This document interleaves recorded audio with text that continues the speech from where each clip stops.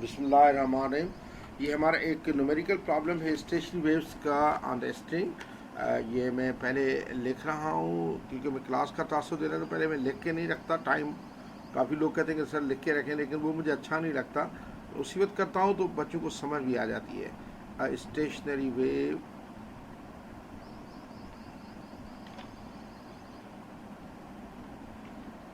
Of speed 30 meters per second is set on a string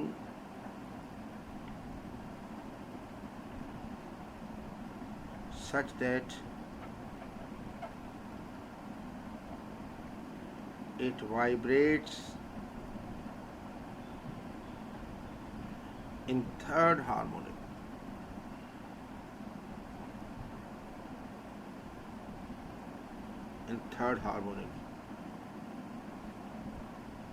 Given that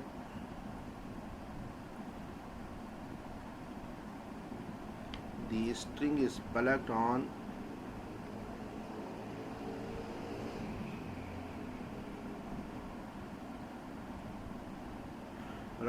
from a distance of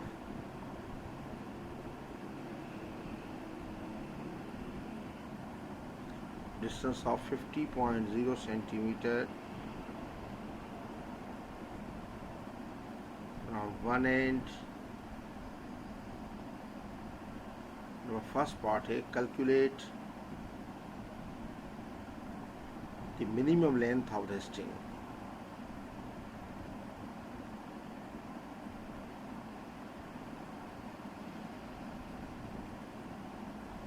देखिए minimum length of string, सबसे पहले तुम्हें इसका mode of vibration जो है ना, इसी तरह मैं क्वेश्चन करता हूँ कि यानी जो करता जाऊँगा वो उधर करता जाऊँगा।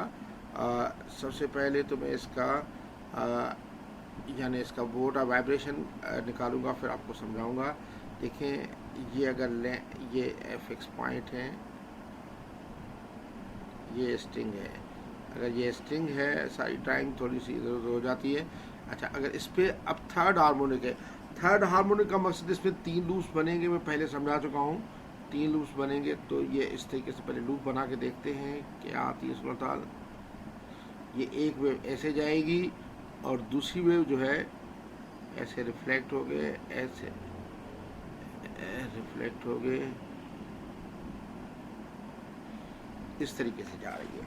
अब ये जाहिर बात है कि इस जगह से प्लग ऑन किया जाएगा, तो ये L/6 होगा और इधर से डिस्टेंस इसका होगा 5/6L दूसरा।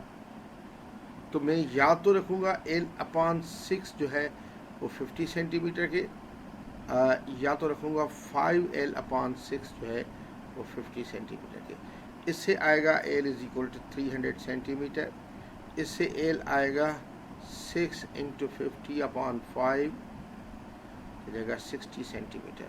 तो मिनिमम लेंथ जो होगी, आंसर आ गया, मिनिमम लेंथ होगी हमारी 60 सेंटीमीटर या 0.600 मीटर 3 सिग्निफिकेंट फिगर में, क्योंकि एग्जाम ने चाहा है कि मेरा ख्याल है कि 3 सिग्निफिकेंट में आंसर दें। ये देखें तो 0.60 मीटर। तो ये लेंथ अगर मैक्सिमम करता तो मैं 300 सेंटीमीटर, इसे मिनिमम कहिए तो 0.600 मीटर। अब पूरे इस क्वेश्चन के लिए मैं यही लेंथ इस्तेमाल करूँगा, 0.60 मीटर। अच्छा, उसके बाद सेकंड पार्ट इसका कहता है, इसका सेकंड पार्ट कहता है calculate the wavelength and frequency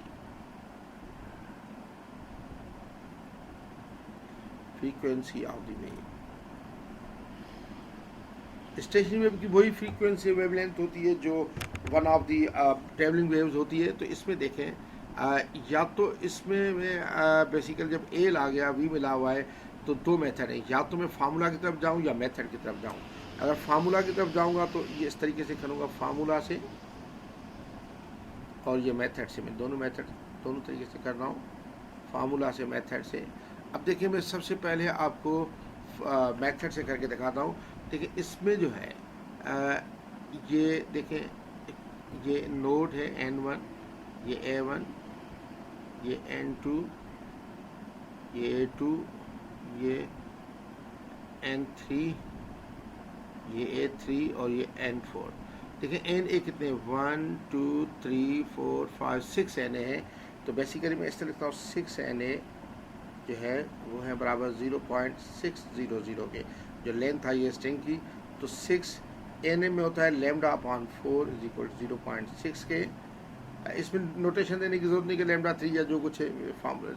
तो ये लैम्डा आ जाएगा 0.6 इंटू 4 अपॉन 6।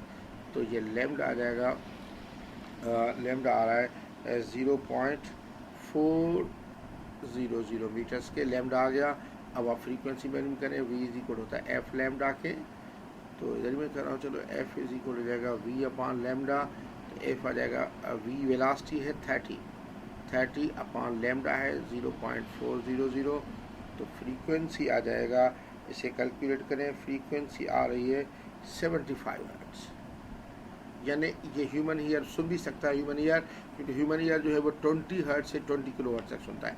ये एक मेथड। दूसरा मेथड है, क्योंकि आपको वी और एल मिल गया, तो सबसे पहले फंडामेंटल फ्रीक्वेंसी मैल्यूम करो। V naught is equal to v upon 2L के। तो फंडामेंटल फ्रीक्वेंसी आ जाएगी, वी कितना है, वी आ गया 30 अपॉन 2 इंटू 0.6 के। तो एफ नॉट आ जाएगा हमारा 25 हर्ट्ज के। एफ नॉट 25 हर्ट्ज के आ गया, फंडामेंटल फ्रीक्वेंसी आ गई।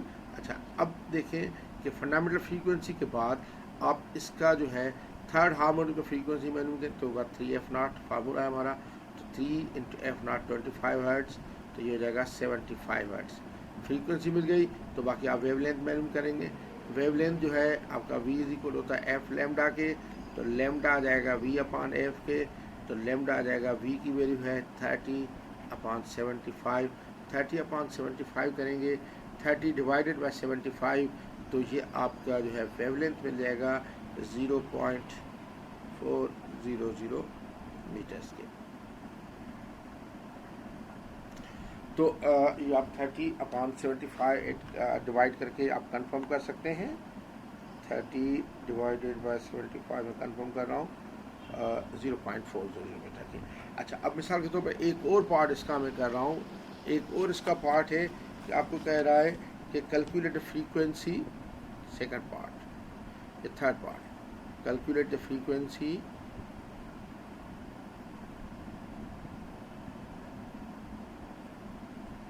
इन फोर्थ हार्मोनिक।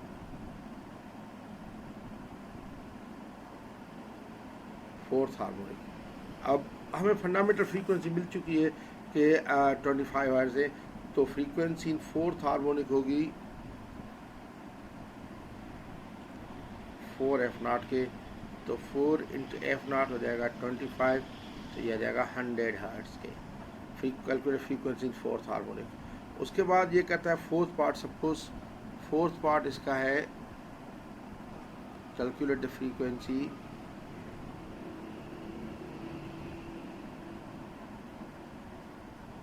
इन सिक्स्थ ओवरटोन।